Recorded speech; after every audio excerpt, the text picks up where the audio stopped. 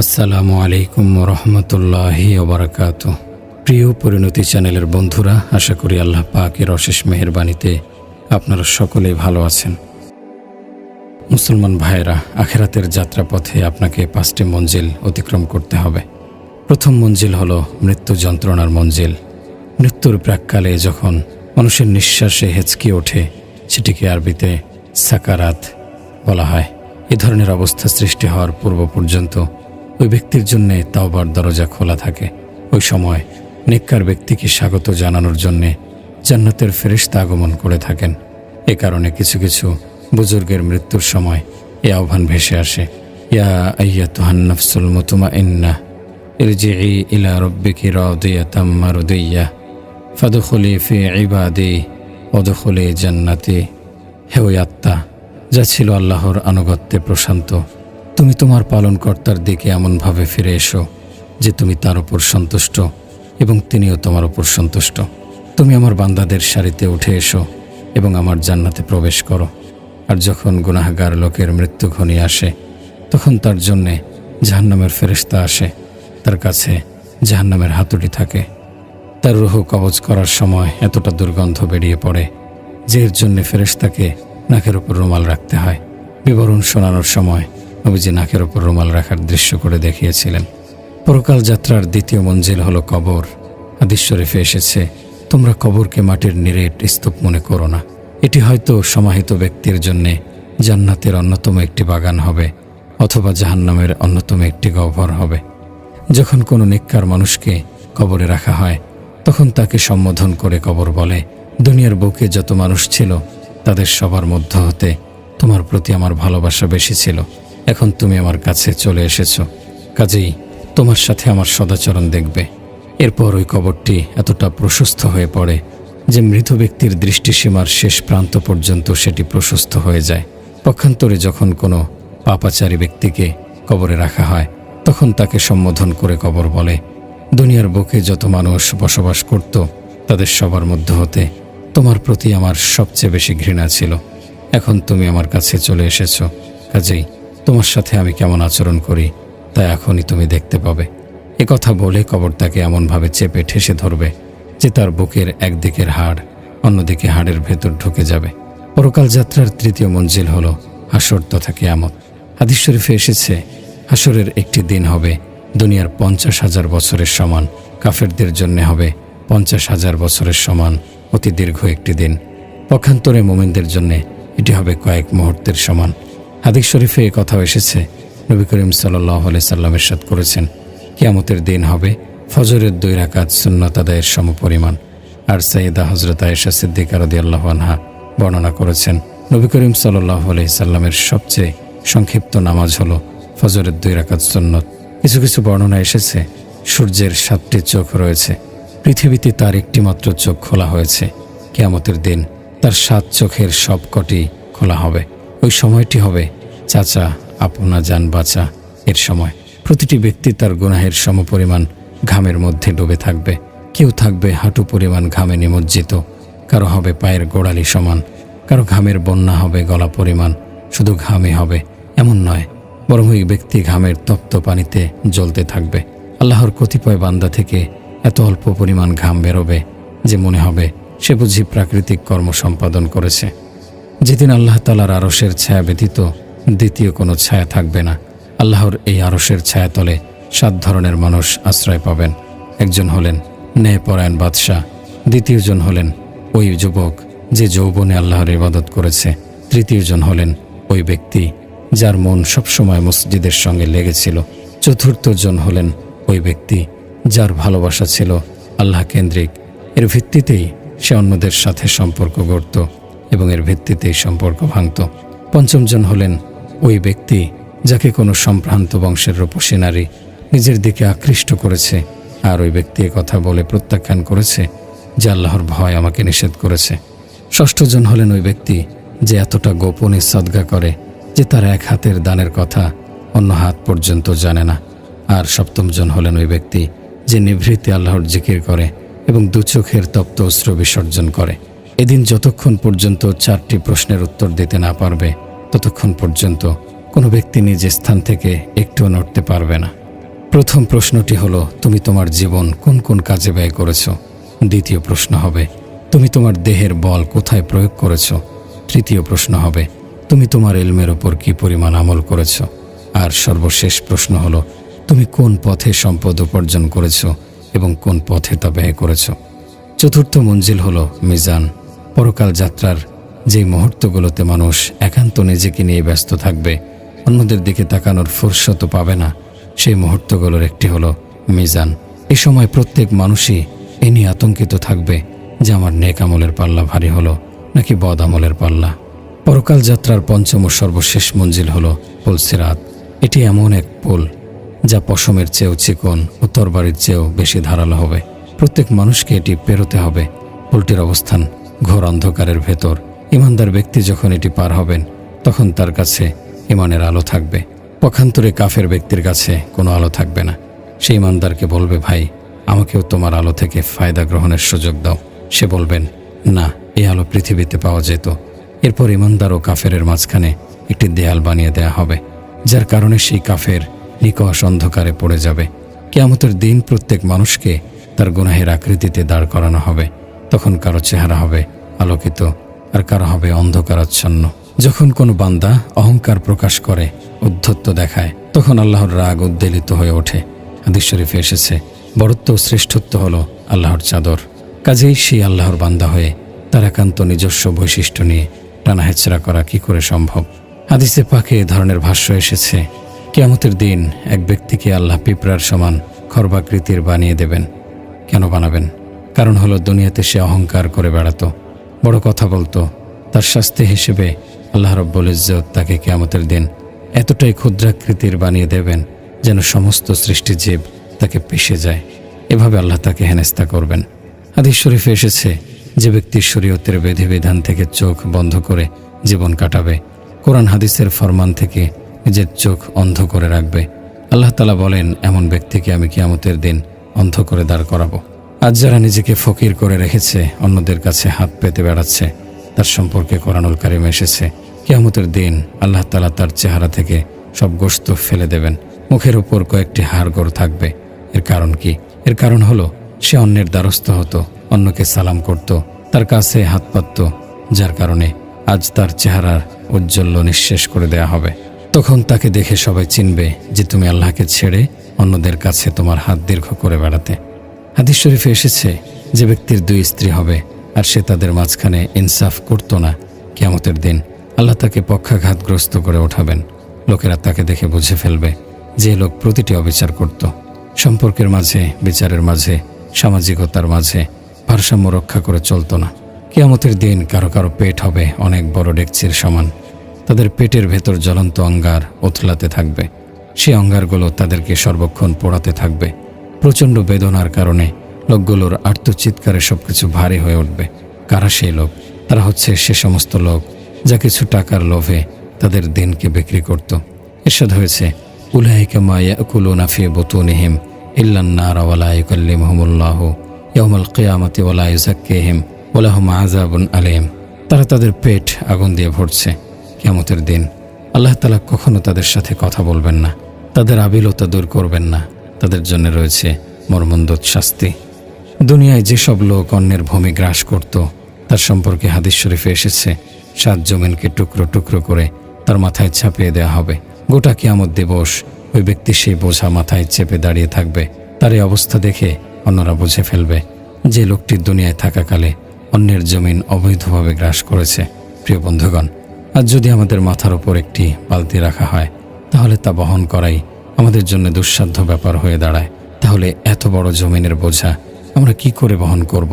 তারপরও আমরা জেনে বুঝে অন্যের সম্পদ, অন্যের জমিন একের পর এক গ্রাস করি, অন্যের রক্তের উপর বৃদ্ধি করি নিজের বহু সম্পত্তি। হযরত আমর বিন আস রাদিয়াল্লাহু আনহু তার মাহফিলে প্রায় সময় বলতেন, জানি না মৃত ব্যক্তি কেন তার শেষ সময়ের বিবরণ অন্যদের শুনিয়ে যায় না।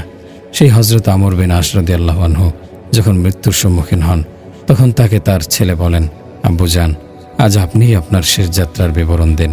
তিনি তখন উত্তরে বলেন, ছেলে আমার, মনে হচ্ছে আমার দেহকে আগুনের কাষ্ঠফলকের ওপর রাখা হয়েছে। আগুনের তপ্ত লেলিহান শিখাগুলো লৌহ ফলাকার মতো আমার শরীরে সুইয়ের মতো বেঁধছে, আর মনে হচ্ছে আমার বুকের ওপর উহুদ পাহাড় চাপিয়ে দেওয়া হয়েছে। ইমাম আবু হানিফা রহমতুল্লাহি আলাইহি একদা হজরত উমর বিন জার রাদিয়াল্লাহু আনহুর শুশ্রূষার জন্যে তার বাড়ি গেলেন। জিজ্ঞেস করলেন, কেমন আছেন? উত্তরে বললেন, যখন আমাদের বুকে তাওহীদ রয়েছে তখন আল্লাহ তাআলা আমাদেরকে শাস্তি দেবেন, এটা কি সম্ভব? এরপর তিনি আল্লাহর দিকে অধমুখী হয়ে বললেন, হে পরওয়ারদিগার, ওই জাদুকরদের ক্ষমা করে দাও, যারা জাদুকরেরা তাদের পেশার ওপর থাকা অবস্থাতেই তোমাকে বলেছিল, হে আল্লাহ, আমরা আপনার প্রতি ঈমান এনেছি। কিতাবুল হাকায়েকে রয়েছে, যেহেতু শয়তানের কারণে হজরত আদম আলাইহিস সালামকে জান্নাত থেকে বেরোতে হয়েছিল, জানিয়ে তিনি কষ্টবোধ করতেন, কিন্তু এরপরও তিনি খুশিবোধ করতেন এ নিয়ে যে সেই ভুলের জন্য আল্লাহ শয়তানকে দায়ী করেছেন। কেননা কোরআনে এসেছে, ফাআযাল্লাহুমাশ শাইতান, অতঃপর শয়তান তাদের দুজনকে পথচ্যুত করেছে। হজরত ইব্রাহিম আলাইহিস সালাম প্রথম যখন নমরুদের আগুন দেখতে পান তখন খানিকটা আহত বোধ করেন, কিন্তু যখন সেটিকে বারদা ও সালামা, শীতল ও শান্তিপ্রদ পান তখন চরম পুলক অনুভব করেন। হজরত মুসা আলাইহিস সালামের মা চিন্তিত হয়ে পড়েন যখন আদরের সন্তানকে পানিতে ফেলেন, কিন্তু তিনি উল্লাসিত হন তখন যখন সেই ফেরাউনের অথই জলরাশিতে সলিল সমাধি ঘটে। হজরত ইয়াকুব আলাইহিস সালাম যখন আদরের সন্তান রক্তরঞ্জিত কাপড় দেখতে পান তখন ভীষণ কষ্ট পেয়েছিলেন, কিন্তু যখন হজরত ইউসুফ আলাইহিস সালাম তার কাছে নিজের কাপড় পাঠান তখন হজরত ইয়াকুবের হারানো দৃষ্টিশক্তি ফিরে আসে। এখান থেকে আমার বলার উদ্দেশ্য হলো, যে জিনিসটি এখন কষ্টের কারণ হয়ে দাঁড়াচ্ছে একসময় সেটিই হচ্ছে আনন্দের উপলক্ষ। কাজেই যে ব্যক্তি দুনিয়াতে আল্লাহ তাআলার ভয়ে চিন্তিত থাকবে, সেই ব্যক্তিকে যখন কিয়ামতের দিন মহান আল্লাহ হিসাব কিতাব না নিয়ে মাফ করে দেবেন, সেই ব্যক্তি তখন সে আল্লাহর রহমতে ধন্য হয়ে আনন্দ উল্লাসে উদ্বেলিত হয়ে উঠবে। প্রিয় সুধী, এমন এক সময় আসবে যখন অন্যের জান কবজকারী ফেরেশতারও জান কবজ হবে। হজরত মুহাম্মদ বিন কাব কুরাদি রহমতুল্লাহি আলাইহি বলেন, সবার শেষে আসবে জান কবজকারী ফেরেশতার জান কবজের মুহূর্ত। আল্লাহ তাআলা তাকে নির্দেশ করবেন, ওহে মৃত্যুর ফেরেশতা, তুমি মরে যাও। আল্লাহর নির্দেশ পেয়ে সে এত জোরে চিৎকার করে উঠবে যে যদি আসমান ও জমিনের অধিবাসীগণ সেই চিৎকার শুনতে পেত তাহলে তারা নির্ঘাত ঘাবড়ে মরে যেত। এরপর তার উপর নেমে আসবে মৃত্যুর শীতলতা।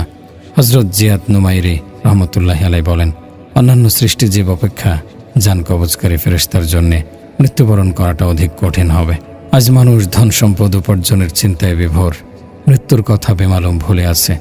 বণিক সমাজ নিজেদের ব্যবসার হিসাব কিতাব সময় মতো আদায় করে, দেওয়ার সময় হলে নির্দিষ্ট সময় দিয়ে আসে, নেওয়ার সময় হলে সঠিক সময়ে গিয়ে নিয়ে আসে।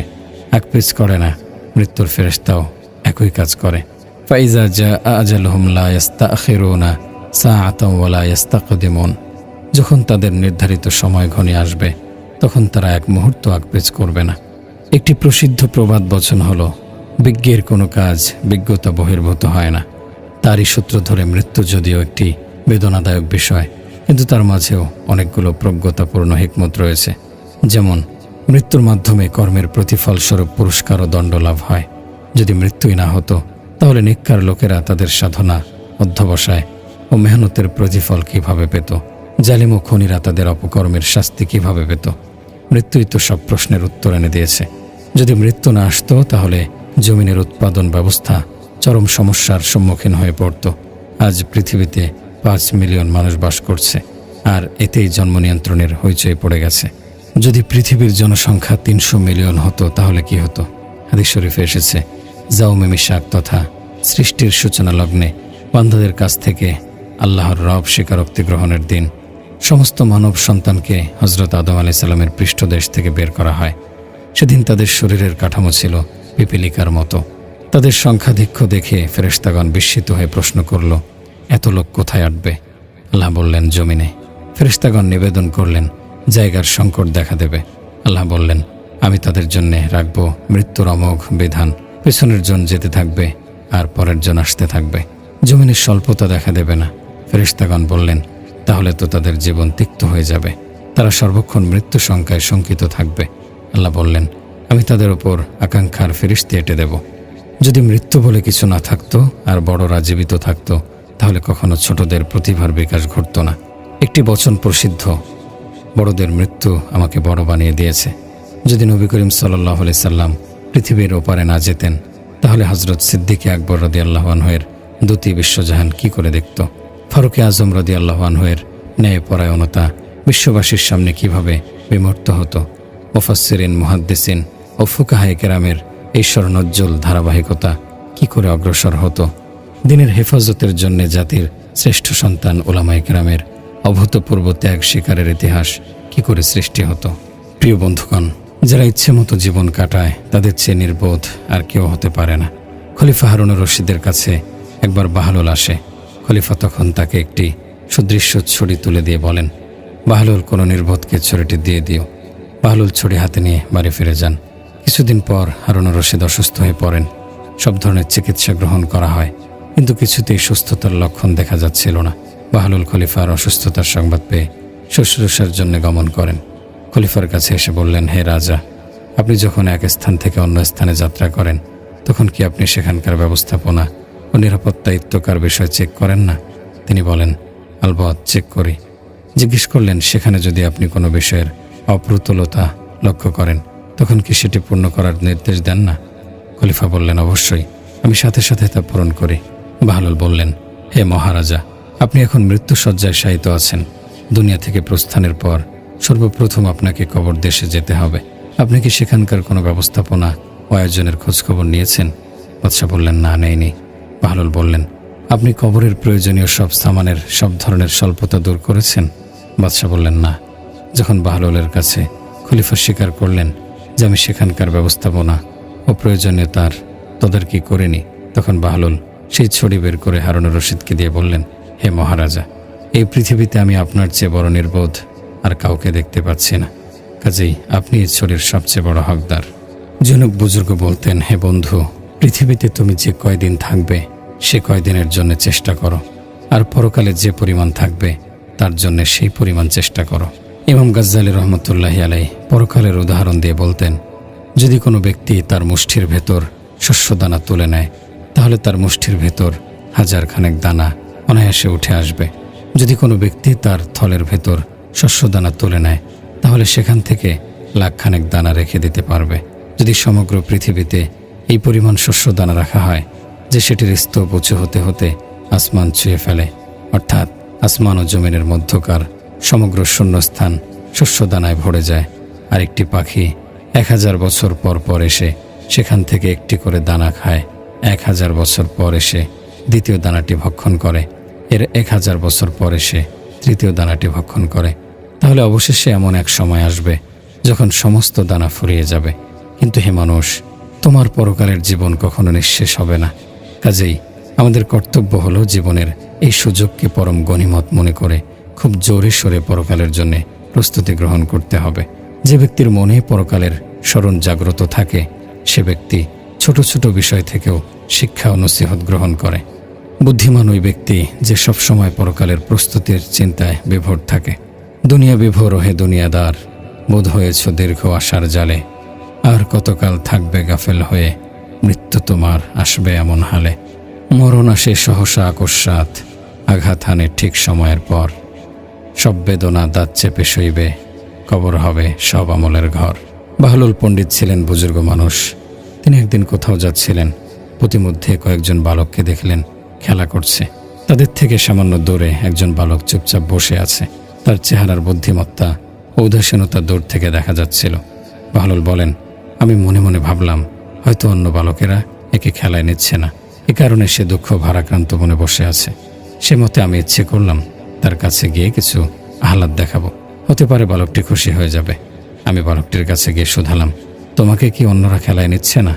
আমার প্রশ্নের উত্তরে সে আমার দিকে দৃষ্টি উঠিয়ে বলল, বাহলুল মুনিবের নির্দেশ, আফা হাসিবতুম আন্নামা খলাকনাকুম আবাসা ওয়া আন্নাকুম ইলাইনা লা তুরজাউন। তোমরা কি মনে করেছো আমি তোমাদেরকে অনর্থক সৃষ্টি করেছি? কাজে আমাদেরকে খেলাধুলার জন্য সৃষ্টি করা হয়নি। আমি বিস্মিত হয়ে পড়লাম, এত কম বয়সী বালক আর এত মজবুত পাকা কথা। আমি মনে মনে বুঝে নিলাম বালকটি খুবই বিজ্ঞ। আমি বললাম, হে আমার বৎস, আমায় কিছু নসিহত করো। তখন বালকটি কিছু কবিতা পাঠ করতে শুরু করলো, যার ভাবানুবাদ হলো, হে পথিক, তোমার যাত্রাপথ দীর্ঘ, তোমার যাত্রার প্রস্তুতি এখন থেকে গ্রহণ করো। তার কবিতা শুনে আমার চোখে জল চলে এলো। কিছুক্ষণ পর যখন স্বাভাবিক হলাম তখন বালকটিকে জিজ্ঞেস করলাম, হে বালক, তোমার বয়স তো খুবই অল্প, তুমি এখন থেকেই কেন দোজখের ভয়ে ভীত? আল্লাহর সত্তার প্রভাবে এখনই তুমি কেন এত প্রকম্পিত? উত্তরে বলল, আমি ঘরে দেখেছি আমার আম্মা যখন আগুন জ্বালান তখন ছোট ছোট কাঠগুলো একত্র করে প্রথমে তা দিয়ে আগুন প্রজ্বলিত করেন, এরপর সেখানে বড় কাঠ ফেলেন, তখন আগুনের শিখা লকলকেই ওপরের দিকে ওঠে। বাহলুল, যখন আমি সেই দৃশ্য দেখি তখন ভয়ে কেঁপে উঠি। মনের ভেতরে ভাবনা আসে যে আল্লাহ তাআলা জাহান্নামকে প্রচণ্ড তাপে উদ্বেলিত হওয়ার কথা বলেছেন। এমনও তো হতে পারে যে কিয়ামতের দিন তিনি কম বয়সী শিশুদেরকে একত্র করে জাহান্নামের আগুনে ফেলবেন, যেন আগুন ধরে যায়, এরপর বড়দের পালা আসবে। এ কারণে আমি কাঁদছি যেন মহান আল্লাহ আমাকে জাহান্নাম থেকে নিষ্কৃতি দান করেন। বাহলুল বলেন, তার এই কথা শুনে আমি সম্মিত হারিয়ে ফেললাম। হুঁশ ফিরে পাবার পর বালকটিকে আর দেখতে পেলাম না। হজরত হাবিব আজমি রহমতুল্লাহি আলাইহি ছিলেন হজরত হাসান বসরি রহমতুল্লাহি আলাইহির শিষ্য। যখন মৃত্যুর সময় ঘনিয়ে এলো তখন তিনি প্রচণ্ড ঘাবড়ে গেলেন। জনক শিষ্য নিবেদন করলেন, হজরত, আপনি তো আল্লাহর ওলি, আপনি কেন এতটা ঘাবড়ে যাচ্ছেন? এর আগে তো আপনাকে এত পেরেশান হতে দেখা যায়নি। বললেন, সফর অনেক দীর্ঘ, হাতে কোনো পাথেও নেই, এর আগে এ পথে কোনোদিন যাত্রাও করিনি। যেতে হবে মনিবের দর্শন করতে, ইতিপূর্বে কোনোদিন দর্শন হয়নি। আমাকে এমন ভীতিপ্রদ দৃশ্য দেখতে হবে যা আগে কখনো দেখিনি। মাটির নিচে কিয়ামত পর্যন্ত নিঃসঙ্গ পড়ে থাকতে হবে, সেখানে কোনো সহমর্মী সঙ্গ দেবে না। এরপর আল্লাহ রাব্বুল আলামিনের সামনে আমাকে পেশ করা হবে। আমার ভয় হচ্ছে যদি আল্লাহ বলে ফেলেন যে হাবিব, 60 বছরের জীবনে এমন একটি তাসবিহ পেশ করো যেখানে শয়তানের কোনো দখল ছিল না, তাহলে আমি কি উত্তর দেব? প্রিয় বন্ধুগণ, বাস্তবতা হলো হজরত হাবিব আজমি রহমতুল্লাহি আলাইহি তার দীর্ঘ 60 বছরের জীবনে কখনো সামান্য সময়ের জন্যে পৃথিবীর সাথে হৃদয়ে জোড়েননি। সেই হাবিব রহমতুল্লাহি আলাইহি এতটা ক্ষোধাভীরতা ও পরহেজগারের সাথে জীবন অতিবাহিত করা সত্ত্বেও দুনিয়া থেকে বিদায়ের মুহূর্তে এতটা ভয় পাচ্ছেন, তাহলে আমাদের মতো লোকদের কি অবস্থা হবে, যাদের জীবনের প্রতিটি মুহূর্ত তো দুনিয়ার সাথে জড়িত ছিলই, গুনাহ থেকে পর্যন্ত মুক্ত ছিল না, যাদের জীবন কেটে যায় শয়তানের তোষামোদে। তাম্বিহুল গাফিলিন কিতাবে আছে, হজরত ইব্রাহিম বিন আদহাম রহমতুল্লাহি আলাইহির কাছে এক ব্যক্তি এসে নিবেদন করলেন, হজরত, আপনি যদি অনুমতি দান করেন তাহলে আমি আপনার খেদমতে হাজির হতে চাই, আপনি আমাকে কিছু নসিহত করে দেবেন। তিনি বলেন, 4টি কাজে আমি এতটাই ব্যস্ত যে অন্যদিকে তাকানোর ফুরসত পাচ্ছি না, সেগুলো পূর্ণ হয়ে গেলে তোমার এই কাজ করে দিতে পারবো। লোকটি জিজ্ঞেস করলেন, সেই 4টি কাজ কি, জানি আপনি এত ব্যস্ত? বললেন, প্রথম কাজটি হলো আল্লাহ রাব্বুল ইজ্জত অনাদিকালে জানিয়ে দিয়েছেন যে মানব সমাজ দুভাগে বিভক্ত হয়ে একদল যাবে জান্নাতে আর অপর দল যাবে জাহান্নামে। আমি সব সময় এই চিন্তায় নিমগ্ন থাকি যে আমার ঠিকানা হবে কোন দল। দ্বিতীয় বিষয়টি হলো, যখন মায়ের পেটে গর্ভধারণ হয় তখন ফেরেশতা আল্লাহ তাআলাকে জিজ্ঞেস করেন যে শিশুটিকে আমি কোন দলে লিখব, ভাগ্যবানদের দলে নাকি হতভাগ্যদের দলে? আমি সর্বক্ষণ ব্যাপারটি নিয়ে শঙ্কিত আছি যে কাদের কাতারে আমার আশ্রয় হবে। তৃতীয় বিষয় হলো, যখন মৃত্যুর দায়িত্বপ্রাপ্ত ফেরেশতা এসে জান কবজ করে তখন সে আল্লাহকে জিজ্ঞেস করে যে এই লোকের রুহ মুসলমানদের রুহের সাথে রাখবো নাকি কাফেরদের রুহের সাথে রাখবো। উক্ত ভাবনা প্রতি মুহূর্তে আমাকে কুঁকড়ে খাচ্ছে যে আমার পালা এলে ওই ফেরেশতা তার প্রশ্নের উত্তরে কী জবাব পান। চতুর্থ বিষয় হলো, কিয়ামতের দিন আল্লাহ রাব্বুল আলামিন ঘোষণা করবেন, অমতাজুল ইয়াউমা আইয়ুহাল মুজরিমুন, ওহে অপরাধীদের দল, আজ আমার নেক বান্দাদের থেকে আলাদা হয়ে যাও।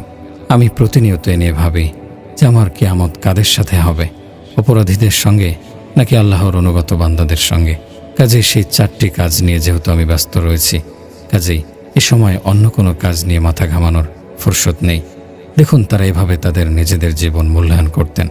শেখুল হাদিস হজরত মাওলানা জাকারিয়া রহমতুল্লাহি আলাইহি ফাজাইলে সাদাকাত কিতাবে লিখেছেন, এক বুজুর্গ প্রত্যহ 3 বার কোরআন খতম করতেন।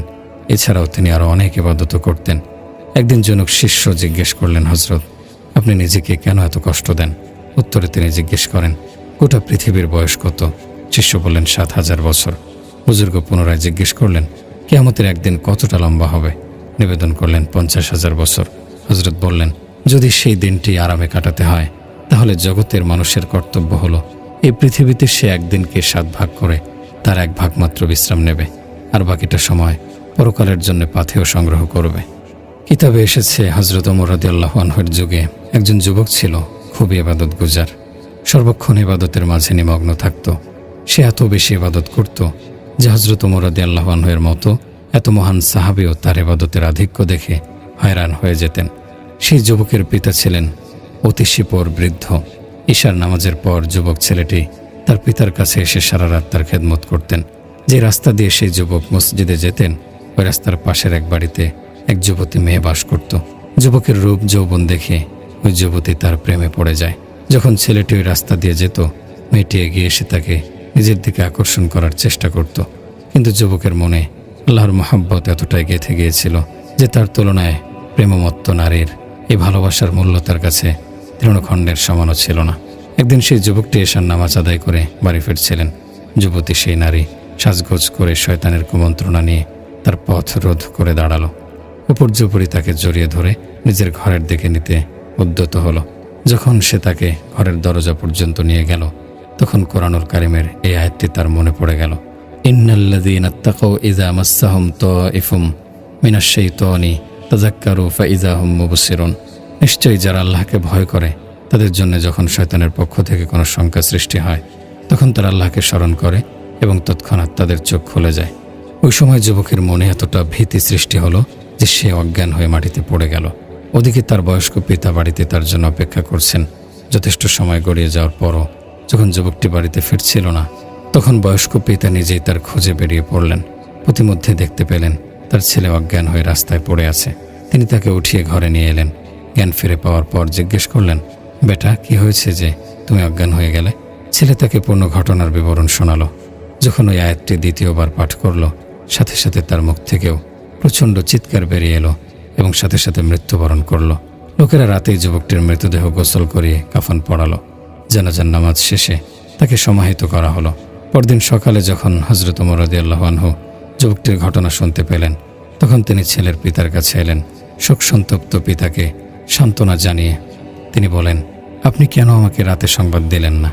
যুবকের পিতা বললেন, হে আমিরুল মুমিনিন, আপনি দিনভর খেলাফতের কাজে ব্যস্ত থাকেন, এ কারণে রাতে আপনাকে কষ্ট দেওয়ার সমীচীন মনে করেনি। হযরত ওমর রাদিয়াল্লাহু আনহু বললেন, চলুন তার কবর জিয়ারত করে আসি। হযরত ওমর রাদিয়াল্লাহু আনহু তার সঙ্গীদের নিয়ে সেই কবরস্থানে পৌঁছে প্রথমে এই আয়াত তেলাওয়াত করলেন, ওয়ালিমান খাফা মাকামা রাব্বিহি জান্নাতান। যে ব্যক্তি তার প্রভুর সামনে দণ্ডায়মান হওয়াকে ভয় করে, তার জন্য রয়েছে দুটি জান্নাত। তখন ওই যুবক কবরের ভেতর থেকে দুবার বললেন, হে আমিরুল মুমিনিন, আমার পরওয়ারদিগার অবশ্যই আমাকে দুটি জান্নাত দান করেছেন।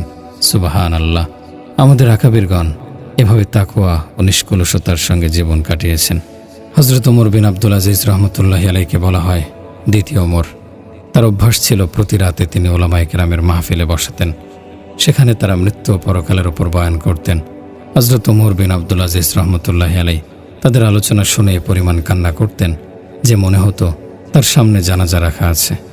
একবার হযরত ওমর বিন আব্দুল আজিজ রাহমাতুল্লাহি আলাইহি তার এক আত্মীয়র জানাজার সঙ্গে কবরস্থানে গমন করলেন। কবরস্থানে প্রবেশ করে তিনি সবার থেকে আলাদা হয়ে এক স্থানে বসে গেলেন। সেখানে তন্ময় হয়ে তিনি কিছু নিয়ে ভাবছিলেন। এক ব্যক্তি এসে নিবেদন করলেন, হে আমিরুল মুমিনিন, আপনি হচ্ছেন এই জানাজার অভিভাবক, অথচ আপনি সবার থেকে আলাদা হয়ে একাকী বসে আছেন। তিনি বললেন, হ্যাঁ, এখানে আসার পর একটি কবর আমাকে সম্বোধন করে বলেছে, হে ওমর বিন আব্দুল আজিজ, তুমি কেন আমাকে এ কথা জিজ্ঞেস করছো না যে আমি এখানে আগমনকারীদের সাথে কি আচরণ করি? আমি বললাম, অবশ্যই বলো। সে বলল, যখন সে আমার ভেতর আসে তখন আমি তার কাফন ছিঁড়ে ফেলি, আমি তার মরদেহ টুকরো টুকরো করে ফেলি, তার দেহের অবশিষ্ট রক্ত চষে নেই, তার দেহের গোশত খেয়ে ফেলি।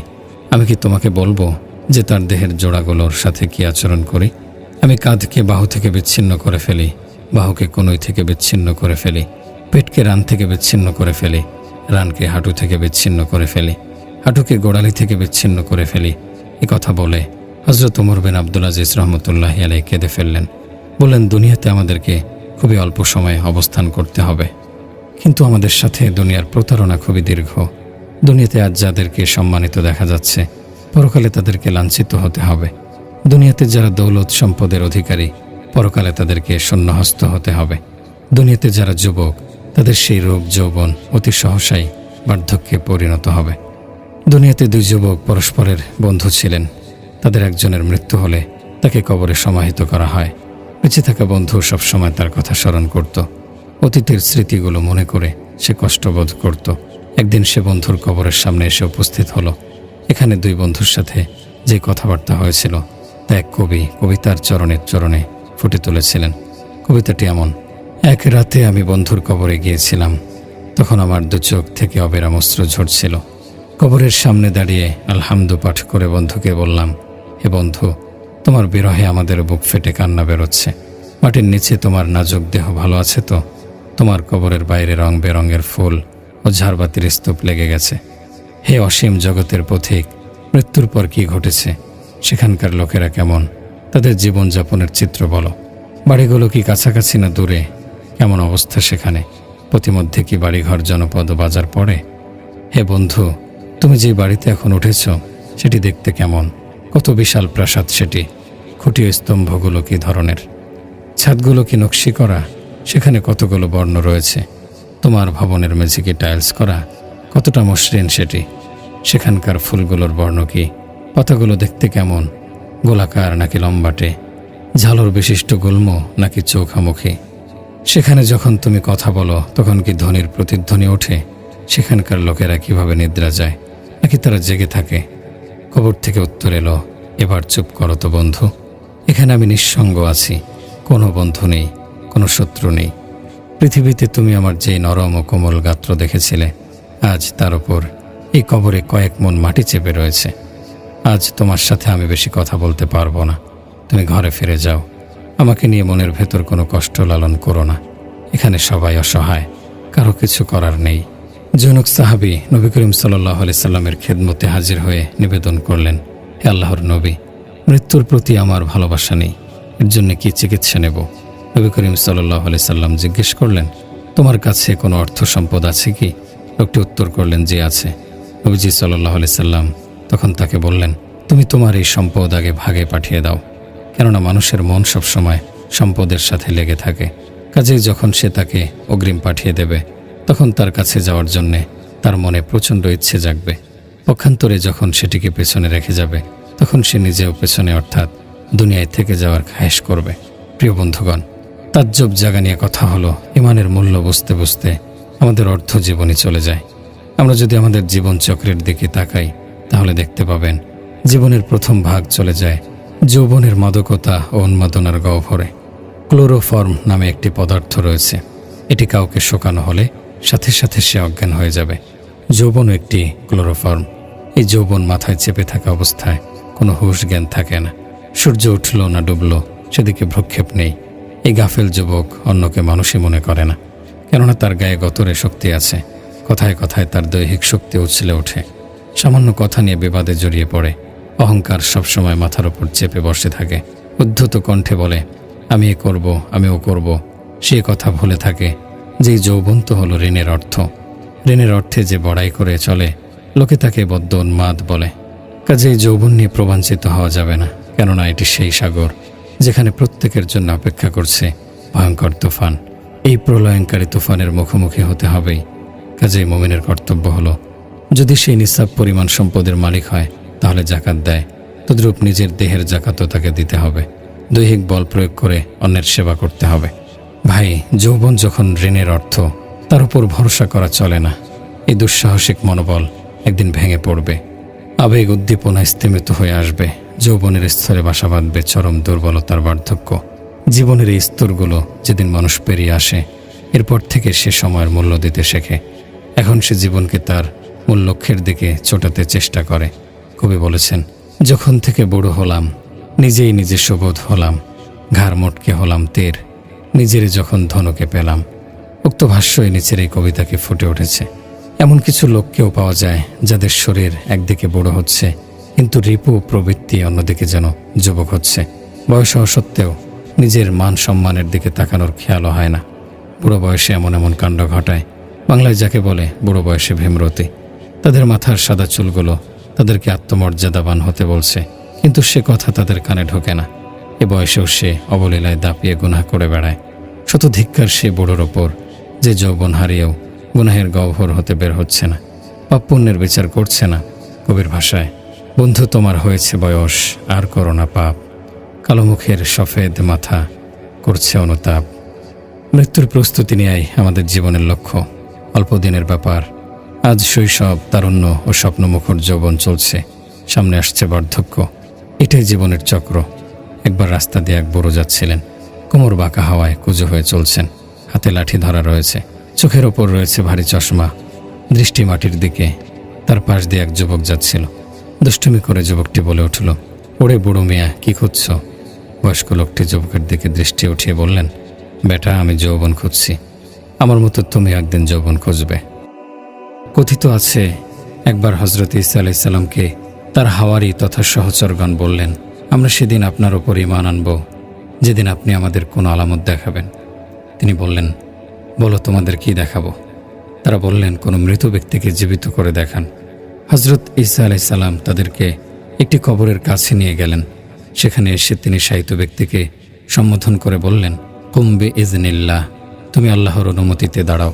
আল্লাহ তাআলা সাথে সাথে সে মৃত ব্যক্তিকে অল্প সময়ের জন্য জীবিত করে দিলেন।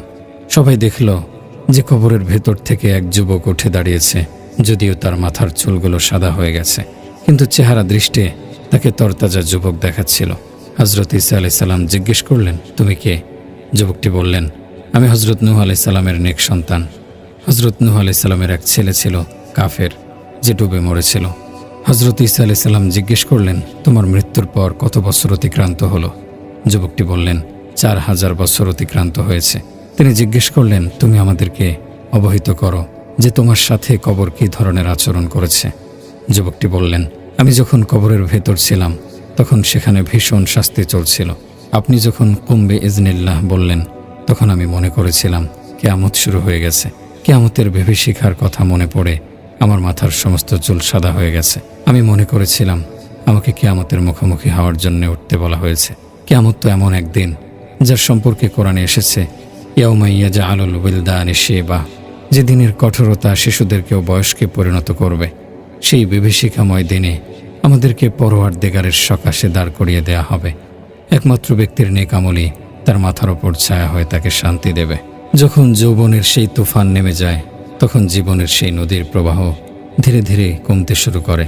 যৌবনে যে নিয়ামত নেমে এসেছিল, আল্লাহ রাব্বুল ইজ্জত সেগুলোকে আস্তে আস্তে ফিরিয়ে নিতে শুরু করেন।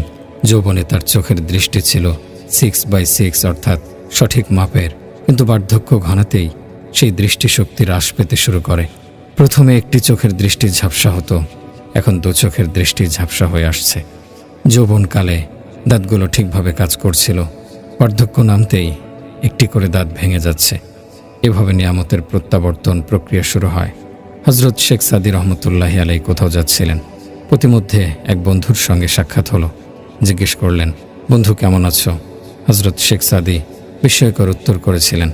তিনি বলেছিলেন, যার নিয়ামত খেয়ে খেয়ে দাঁত ভেঙেছি, মুখ তার নাশকরি করাটা ছাড়ছে না। আল্লাহু আকবার। আল্লাহ তাআলা আমাদেরকে সে নিয়ামতগুলো কিছুদিন ব্যবহার করতে দিয়েছিলেন। আমরা যদি সে নিয়ামতগুলোর যথাযথ ব্যবহার করি, তাহলে আল্লাহ কিয়ামতের দিন সেই নিয়ামতগুলো সহস্রগুণ বাড়িয়ে আমাদেরকে পুনরায় দান করবেন। দুনিয়াতে যদি আমরা আমাদের দৃষ্টিশক্তির হেফাজত করি, তাহলে পরকালে আল্লাহ আমাদেরকে এমন দৃষ্টিশক্তি দান করবেন যে তার মাধ্যমে আমরা আমাদের পরওয়ারদিগারের দর্শন করতে পারব। আমরা আম্বিয়া আলাইহিস সালামের জিয়ারত করতে পারব। আউলিয়া ইকরামের সৌম্যকান্ত মোবারক চেহারা দর্শন করতে পারব। যদি দুনিয়াতে আমরা আমাদের কপাল আল্লাহ রাব্বুল আলামিনের সকাশে নত করি, সিজদা বনত হই, তাহলে আল্লাহ তাআলা কিয়ামতের দিন আমাদেরকে এমন সম্মান দান করবেন যে আমাদের মাথায় নূরের মুকুট শোভা পাবে। আল্লাহ বলবেন, এ আমার সেই বান্দা যে আমার সামনে তার মাথা নত করত।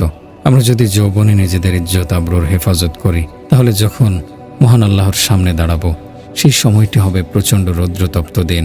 মাথার ওপর গনগনে সূর্য থাকবে, লোকেরা নিজেদের ঘামের সমুদ্রে ডুবে থাকবে, পেরেশান হবে। সেই মুহূর্তে আল্লাহ তাআলা আমাদের বলবেন, হে আমার বান্দা, যারা যৌবনকালে নেক কাজ করেছিল, যৌবনকালে নিজেকে নিষ্কলুষ রেখেছিল, তার উপর আমি আমার রহমতের চাদর ছড়িয়ে দেব। তার মাথার ওপর আরশের এমন ছায়া দান করব যে সে বুঝতেই পারবে না যে এখন উষ্ণতা চলছে নাকি শীতলতা বইছে। যদি আমরা নেককার জীবন গ্রহণ করি, তাহলে কিয়ামতের দিন যা হবে 50 বছরের সমান। দিনটি অন্যদের জন্য চরম দীর্ঘায়িত হলেও আমাদের জন্য হবে আরামদায়ক ও সম্মানজনক। আমাদেরকে মেশকের তৈরি পর্বতের ওপর পাঠিয়ে দেওয়া হবে। আমরা সেই বিনোদন কেন্দ্রে ঘুরে বেড়াবো। আমাদের কাছে সেই কিয়ামত দিনটি মনে হবে এতটাই ছোট যে বকরির দুধ দহন করতেই যা ফুরিয়ে যায়। প্রিয় বন্ধুগণ, আমরা যদি আল্লাহর সেই নিয়ামতগুলোকে উপযুক্ত স্থানে ব্যবহার করি, এর মাধ্যমে মহান আল্লাহকে সন্তুষ্ট করি এবং এই অবস্থাতেই মহান আল্লাহর দরবারে উপস্থিত হতে পারি, তাহলে আমাদেরকে আল্লাহ বলবেন, হে আমার বান্দাগণ, তোমাদের দেহের পশম ইমানদার অবস্থায় সফেদ হয়েছিল, এ কারণে তোমাদের হিসেব গ্রহণ করতে শরম পাচ্ছি। এভাবে আল্লাহ আমাদের বিনা হিসেবে জান্নাতে প্রবেশ করাবেন। সুবহানাল্লাহ। হযরত আলী রাদিয়াল্লাহু আনহু এর জনক শিষ্য বলেন, একবার হযরত আলী রাদিয়াল্লাহু আনহু ফজরের নামাজ পড়ানোর পর ডান দিকে মুখ করে বসলেন। সে সময় তাকে প্রচণ্ড চিন্তিত ও পেরেশান দেখাচ্ছিল। সূর্য উদিত হওয়া পর্যন্ত তিনি বসে রইলেন। এরপর প্রচণ্ড আফসোস নিয়ে বললেন, আল্লাহর কসম, আমি নবী করিম সাল্লাল্লাহু আলাইহি সাল্লামের সাহাবীদের দেখেছিলাম, আজ কোনো বিষয়ে তাদের সাদৃশ্য দেখতে পাচ্ছি না। সকালে যখন তাদেরকে দেখতাম, তাদের চুলগুলো এলোমেলো থাকত, চেহারাগুলো হতো ধুলো ধূসরিত। তারা সারা রাত আল্লাহর সামনে সিজদায় পড়ে থাকতেন, অথবা তার সামনে দাঁড়িয়ে রাত ভর কোরআন তেলাওয়াত করতেন। দাঁড়িয়ে থেকে ক্লান্তি বোধ করলেন, এক পায়ে ভর করতেন আর অন্য পাকে বিশ্রাম দিতেন। এরপর সেই পায়ে ভর করে দাঁড়িয়ে থাকতেন। তারা যখন আল্লাহর জিকির করতেন, তখন পরম ভাবাবেগে এমনভাবে দুলতেন যে মনে হতো বাতাসে গাছের পাতা দোল খাচ্ছে। আল্লাহ তাআলার ভয় ও তার মিলনাকাঙ্ক্ষায় দু চোখে এতটাই অশ্রু ঝরাতেন যে তাদের দেহের কাপড় পর্যন্ত সিক্ত হয়ে উঠত। আজকের লোকেরা তো প্রচণ্ড গাফলতি নিয়ে রাত কাটিয়ে দেয়। লক্ষ্য করুন, যে যুগে অনেক সাহাবী পর্যন্ত বেঁচে ছিলেন, সেই যুগের লোকদের গাফলতির ওপর হযরত আলী রাদিয়াল্লাহু আনহু আফসোস করেছিলেন। তাহলে বর্তমান যুগের গাফলতি কোন সীমায় পৌঁছেছে? যদি আমরা সেই নিয়ামতগুলোকে উপযুক্ত ক্ষেত্রে ব্যবহার না করি, তাহলে আমাদেরকে চরম লাঞ্ছনা ও অবমাননায় পড়তে হবে। সেদিন আমাদেরকে লক্ষ্য করে আল্লাহ বলবেন, হে আমার বান্দা, তোমরা দুনিয়াতে আমাকে ভুলে থেকেছ। তোমাদের ওপর তোমাদের রিপোর্ট তাড়নায় প্রাবল্য পেয়ে এসেছে। শয়তান তোমাদেরকে ধোঁকা দিয়ে বন্ধু বানিয়েছে। তোমরা তোমাদের চোখের ওপর কুপ্রবৃত্তির পট্টি বেঁধেছিলে, গাফলতিতে আকণ্ঠ নিমজ্জিত ছিলে। আমার নির্দেশগুলো ভেঙে চুরে একাকার করেছ। আমার ভয় অবলীলায় মারিয়ে গেছ। নিজেদের দৃষ্টিশক্তির হেফাজত করনি।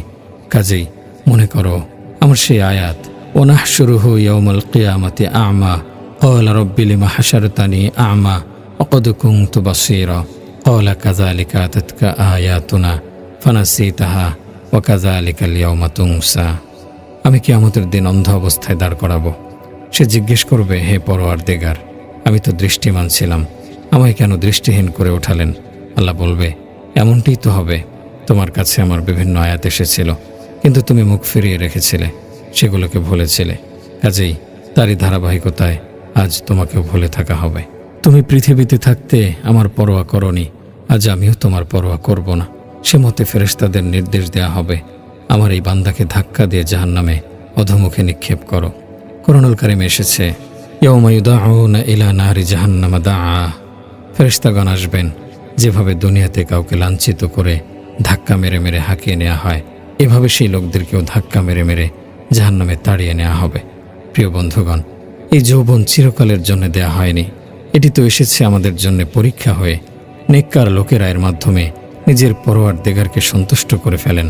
পক্ষান্তরে গাফলতির শিকার লোকেরা নিজেদের আমলনামা কালো করে ফেলে। তারা জন্তু জানোয়ার থেকেও নিকৃষ্ট হয়ে থাকে। স্মরণ রাখবেন, কিয়ামতের আগ মুহূর্তে এমন লোকদের দেখা যাবে যাদের মন হবে পাখির মতো দুর্বল, কিন্তু আকল হবে হিংস্র প্রাণীদের মতো ক্ষুরধার। কিয়ামতের দিন নেককার লোকদের চেহারাগুলো সফেদ করে দেওয়া হবে, গুনাহগারদের চেহারা করে দেওয়া হবে নিকষ কালো। আর যদি কোনো মহিলার চেহারায় সামান্য ধুলো লেগে যায়, তাহলে দেখবেন সেই চেহারা পানি দিয়ে ধুয়ে পরিষ্কার করতে অস্থির হয়ে যায়। যদি কারো চেহারায় দাগ লেগে যায়, তাহলে সে আয়নার সামনে দাঁড়িয়ে বারবার সেটিকেই দেখে। সেই দাগ দূর করার জন্যে একটার পর একটা ক্রিম মাখতে থাকে, বিভিন্ন ব্র্যান্ড চেঞ্জ করে সফল পাওয়ার জন্যে উদ্গ্রীব হয়ে থাকে। হে বোন, যে চেহারা মাখলুক দেখবে, সেই চেহারা পরিষ্কার রাখার জন্যে তোমার এত আকুলতা, কিন্তু তোমার মনের যেই চেহারা কিয়ামতের দিন সবাই দেখবে, তার জন্য তোমার মাঝে অস্থিরতা নেই কেন? একটার পর একটা গুনাহ করে যাচ্ছ, বেপর্দা বাইরে বের হচ্ছ। তুমি কি বুঝতে পারছো না যের কারণে তোমার মনের চেহারার উপর কত দাগ পড়তে যাচ্ছে? অথচ মহান আল্লাহর পক্ষ থেকে তোমাকে বারংবার বলা হচ্ছে, হে আমার বাদী, কোন দিকে ছুটছ? সোজা পথে উঠে এসো। আল্লাহ বলেছেন, আলাম আহাদ ইলাইকুম ইয়া বানি আদামা আল্লাহ তা'বুদুশ শাইতান ইন্নাহু লাকুম আদুউম মুবিন ওয়া আনি'বুদুনি হাযা সিরাতুম মুস্তাকিম। হে বনি আদম, আমি কি তোমাদের কাছে মর্মে অঙ্গীকার গ্রহণ করিনি যে তোমরা শয়তানের ইবাদত করবে না? নিশ্চয়ই সে তোমাদের প্রকাশ্য শত্রু এবং আমার করবে এটাই সরল পথ। কত তাজ্জবের কথা! আজ কোরআন হাদিস শুনিয়ে আমাদের ডাক দেয়া হচ্ছে, অথচ আমরা জাগছি না। এক কানে শুনে অন্য কান দিয়ে বের করে দিচ্ছি। আমরা মনে করে আছি যে আমাদের পার্থিব জীবন এভাবেই কেটে যাবে, মরণ এলে আসবে অন্যদের, আমাদের আর আসবে না।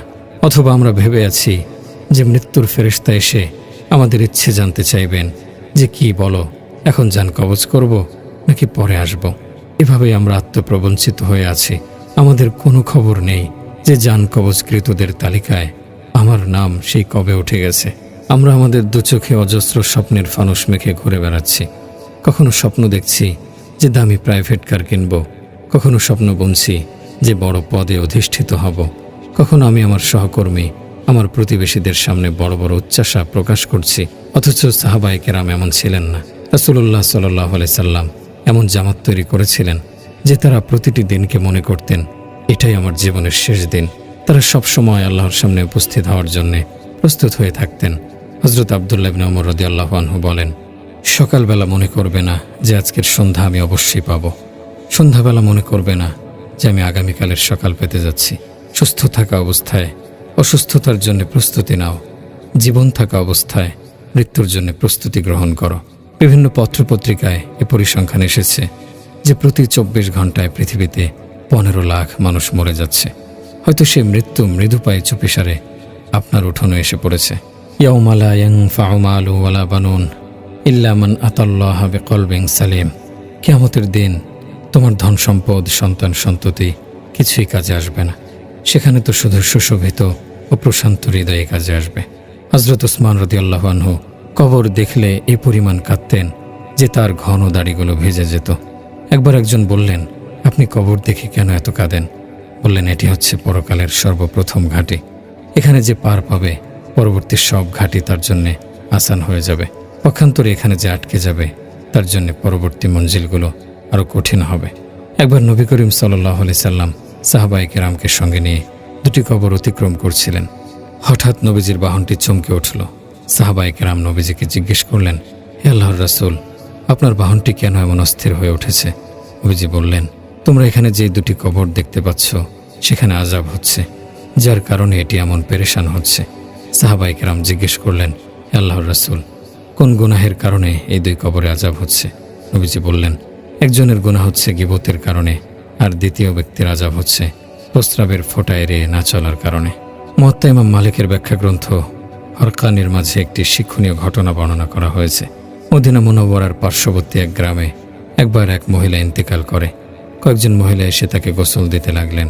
গোসল চলাকালে সেই মহিলাদের একজনের হাত যখন মৃত মহিলার রান ধুচ্ছিল, তখন সে আশপাশের মহিলাদেরকে সম্বোধন করে বলেন, বোনেরা, তোমরা কি জানো অমুক ব্যক্তির সাথে এই মহিলার অবৈধ সম্পর্ক ছিল? ওই মহিলা মুখের কথা শেষ করতেও পারেনি যে আল্লাহর শাস্তি নেমে এলো।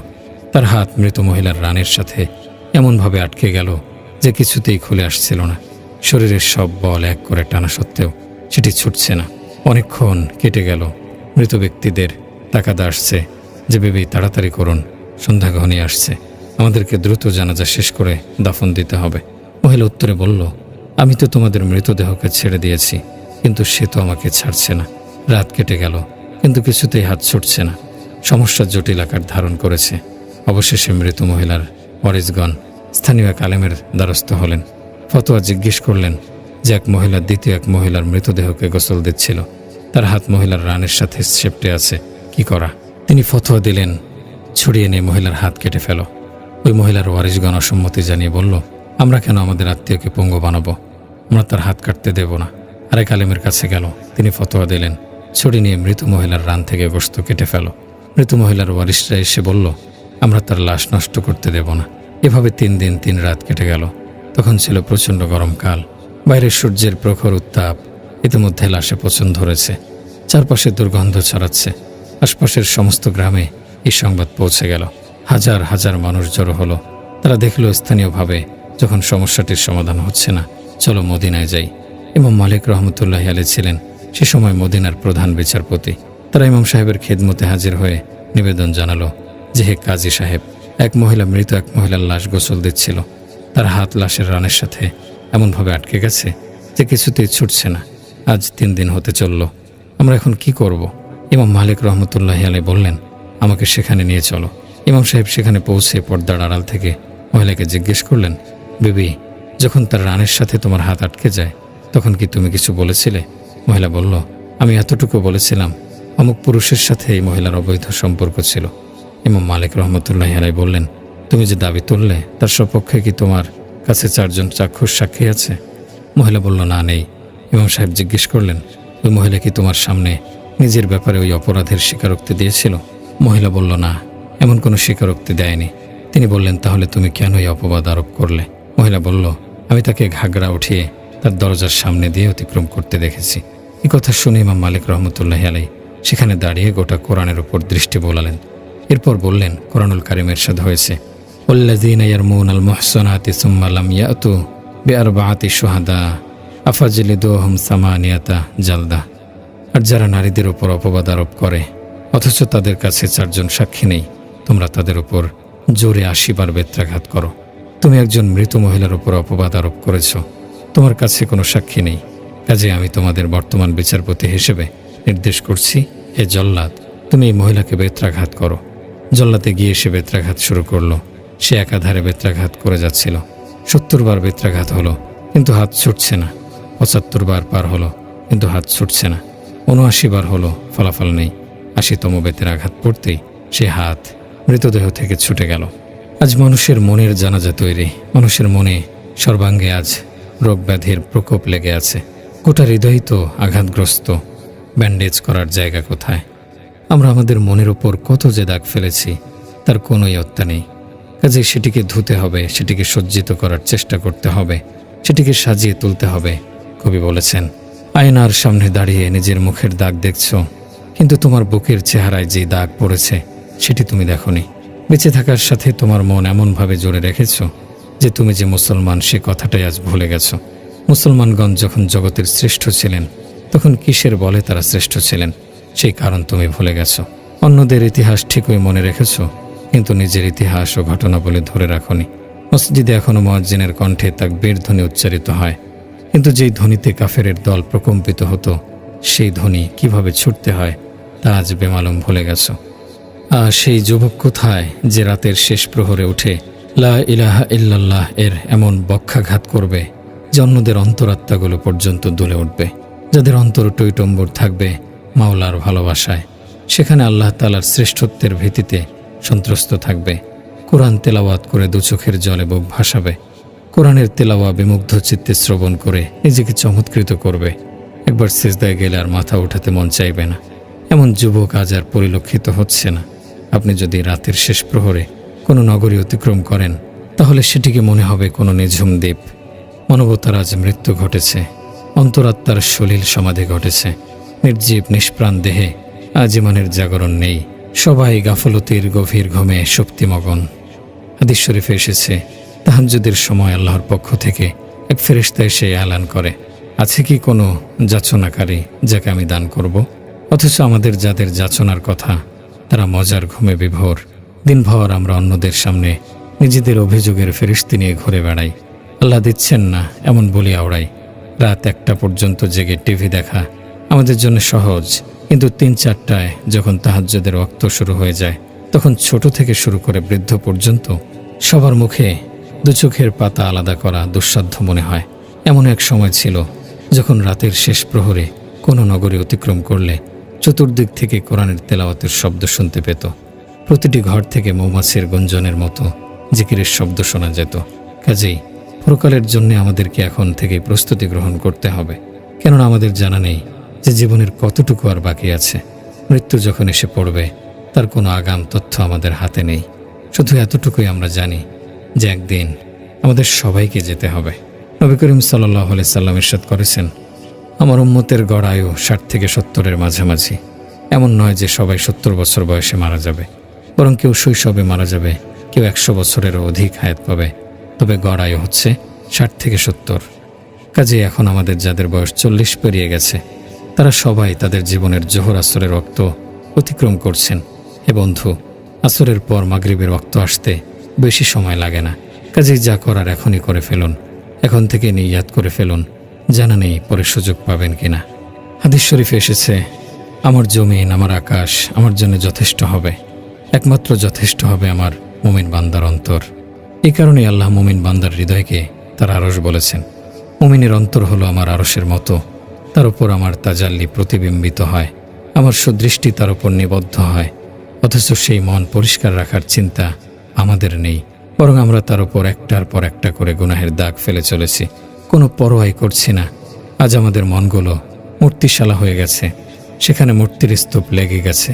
বাস্তবতা হলো আজ আমাদের মন দুর্গন্ধময় মলমূত্রের ভাগারে পরিণত হয়েছে। হাদিসে এসেছে, যেই ঘরে মূর্তি থাকে সেই ঘরে রহমতের ফেরেশতা প্রবেশ করে না। কাজেই যে মনের মধ্যে অন্যের ছবি থাকবে সেখানে কেন আল্লাহ আসতে চাইবেন? কাজেই আপনি আপনার মন এখনই মাখলুকাত থেকে মুক্ত করে এক আল্লাহর জন্যে ওয়াকফ করে দিন। বান্দা যদি একবার এর জন্য ইচ্ছে করে তাহলে মন তৈরি করা অত্যন্ত সহজ। কিন্তু আফসোসের বিষয় হলো শয়তান আমাদেরকে সেদিকে মনোযোগী হতে দিচ্ছে না। সে আমাদেরকে প্রবোধ দিচ্ছে যে আল্লাহ তাআলা অবশেষে মাফ করে দেবেন। এভাবেই সে আমাদেরকে প্রবঞ্চিত করে যাচ্ছে, আর এই অবস্থাতেই আমাদের ইন্তেকাল হচ্ছে। ইমাম গাজ্জালী রহমতুল্লাহি আলাইহি মানুষের গাফলতের একটি চমৎকার উদাহরণ দিয়েছেন। তিনি বলেছেন, এক রাজার একটি বিশাল বাগান ছিল। সেই বাগানে প্রবেশ করার অনেকগুলো দরজা ছিল। একদিন তিনি এক ব্যক্তিকে ডেকে বললেন, তুমি এই টুকরি নিয়ে যাও এবং আমার বাগানের একদিক দিয়ে প্রবেশ করো। বাগানে ঢুকে এই টুকরিতে ফল বোঝাই করে আমার সামনে নিয়ে আসবে, কিন্তু শর্ত হলো যেই দরজা দিয়ে তুমি একবার প্রবেশ করবে দ্বিতীয়বার সেই দরজা দিয়ে প্রবেশ করতে পারবে না। লোকটি বলল, আমি আপনার শর্ত মেনে নিলাম। এটি তো খুবই সহজ একটি কাজ। এরপর লোকটি বাগানের প্রথম দরজা দিয়ে প্রবেশ করল। ভেতরে ঢুকে সে দেখতে পেল যে দিকটার বাগানের গাছগুলোতে ভালো কোনো ফল নেই। তখন সে মনে মনে সিদ্ধান্ত নিল, পরের দরজা দিয়ে ঢুকে দেখি সেখানে কি অবস্থা। দ্বিতীয় দরজা দিয়ে ভেতরে প্রবেশ করে দেখল এদিকটার গাছগুলোতে যথেষ্ট ভালো ফল দেখা যাচ্ছে, এখান থেকে ফল পাড়তে হবে। পরক্ষণে সে ভাবল যে সামনের দরজা দিয়ে প্রবেশ করে দেখা দরকার। সেখানে প্রবেশ করে দেখল যে পূর্বেরটির তুলনায় এখানকার ফলগুলো আরও ভালো। এগুলো দেখে সে উল্লাসিত হয়ে বলল, আমাকে এখান থেকে ফল পাড়তে হবে। কিন্তু এবারও তার ভাবনায় চলে এলো যে আগামী দরজা দিয়ে প্রবেশ করে দেখা দরকার। এভাবে সে চতুর্থ দরজা দিয়ে প্রবেশ করল। বাস্তবেই এবারের ফলগুলো পেছনের সবগুলোর তুলনায় অনেক উন্নত। খুশির অতিশয্যে সে এবারও বলল, এখান থেকে আমাকে ফল পাড়তে হবে। কিন্তু পরক্ষণেই পূর্বের ভাবনা পেয়ে বসল যে হতে পারে পঞ্চম দরজার দিকে আরও উন্নত ফল পাওয়া যাবে। এরকম দোটানা করে যেতে লাগলো। অবশেষে সে শেষ দরজায় এসে পৌঁছল। মনে মনে ভাবছিল, পূর্বের ধারাবাহিকতা দৃষ্টে মনে হচ্ছে এদিকটার ফল সবচেয়ে সেরা হবে। কিন্তু এই দরজায় পা রেখেই সে দেখতে পেল যে এদিকটার গাছগুলোতে কোনো ফলই নেই। এখন সে প্রচণ্ড লজ্জা পেয়ে কাঁদতে লাগলো। অনুশোচনার সাথে সে বলছে, আফসোস, আমি রাজার সামনে কিভাবে মুখ দেখাবো? আমি তো শূন্য টুকরো নিয়ে এসেছি। ইমাম গাজ্জালী রহমতুল্লাহি আলাইহি ঘটনার বর্ণনা করে বলেন, হে বন্ধু, এখানে রাজা দ্বারা উদ্দেশ্য হলো তোমার প্রকৃত মনিব, আর ওই লোক হলো তুমি নিজেই। টুকরি দ্বারা উদ্দেশ্য হলো তোমার আমলনামা। বাগান দ্বারা উদ্দেশ্য হলো তোমার জীবন। এই জীবনের প্রতিটি দিন তোমার জন্যে সেই বাগানের এক একটি দরজার মতো। মহান আল্লাহ তোমাকে দায়িত্ব দিয়েছেন যে প্রতিদিন তোমাকে নেক আমলের ফল পাড়তে হবে এবং সেগুলোকে তোমার আমলনামার টুকরিতে ভরতে হবে। কিন্তু প্রতিদিন তুমি এ অপেক্ষায় থেকেছ যে আজ নয় আগামীকাল ফল পারব। এভাবে তোমার প্রতিটি কাল অতিক্রান্ত হয়ে যাবে। এমন এক সময় আসবে যখন তোমার জীবনে কাল বলে আর কিছুই আসবে না। তখন তোমাকে আজই যেতে হবে। তোমার টুকরিখানা শূন্য থেকে যাবে। সেদিন তুমি প্রচণ্ড অনুতাপ অনুশোচনা নিয়ে দাঁড়িয়ে থাকবে যে হায়, আমি যদি কোনো নেকি সঙ্গে নিয়ে আসতাম। কিতাবে এসেছে, দুই ব্যক্তির ওপর জমিন বিস্ময় প্রকাশ করে। এক ব্যক্তি হলো যে নরম বিছানা বানিয়ে তার উপর শয্যা গ্রহণ করে। ওই ব্যক্তির ওপর জমিন বিস্ময় প্রকাশ করে বলে, হে ফোমের তোষকে শয়নকারী, তুমি তোমার বিছানাকে নরম, কোমল ও তুলতুলে বানাচ্ছ। মনে রেখো, একদিন তোমাকে আমার কাছে আসতে হবে।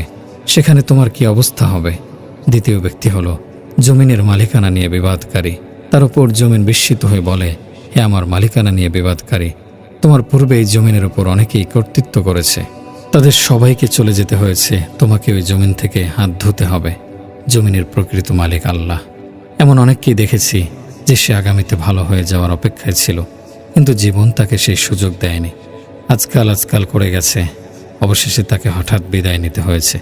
প্রকৃত বিচারে এ জাতীয় লোক দূরদর্শী ও প্রজ্ঞাবান নয়। কোরআনুল কারিমে ইরশাদ হয়েছে, ফালা ইস্তাতিউনা তাওসিয়াতা ওয়ালা ইলা আহলিহিম ইয়ারজিউন। একটু ওসিয়ত করবে, বাড়ির লোকদের বলে যাবে, সে অবকাশও পাবে না। আরে ভাই, তুমি যদি ঘরের বাইরে দাঁড়িয়ে থাকো আর মৃত্যুর ফেরেশতা এসে হাজির হয়, তখন তুমি এই কথা বলার সুযোগ পাবে না যে বাড়ির ভেতরে ঢুকে একটু বলে আসি। এক কামরা থেকে অন্য কামরায় যাওয়ার সুযোগও পাবে না।